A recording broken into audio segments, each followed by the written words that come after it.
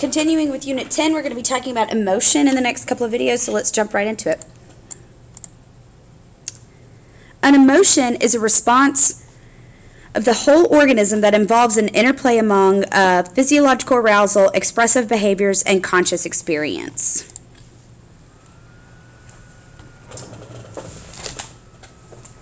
Sorry, I just lost my place, guys.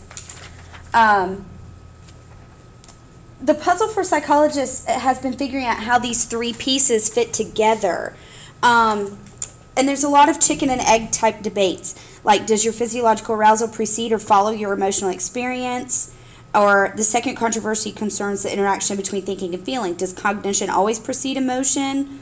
Common sense tells most of us that when we cry, we're sad, we lash out because we're angry, we tremble because we're afraid. First comes conscious awareness, then the physiological trimmings.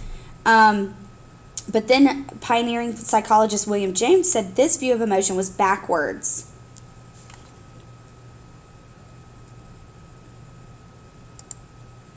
So, Danish physiologist, Carl Lang, came up with the James Lang theory.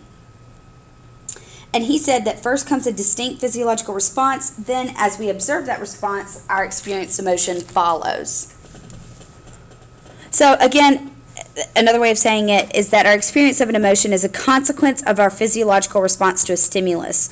For example, we are afraid because our heart pounds, say, in response to an approaching stranger. So, sight of an oncoming car is the perception of the stimulus, then we have a pounding heart or arousal, and then we have fear, which is the emotion.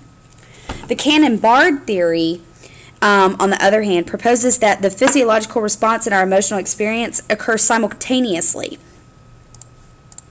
So, heart pounding and fear occur at the same time. One does not cause the other. And then Schachter and Singer came up with the two-factor theory, and they say that emotion focuses on the interplay of thinking and feeling, not on the timing of feelings. And this theory states that in order to experience emotion, one must first be physically aroused, and then secondly, cognitively label the arousal.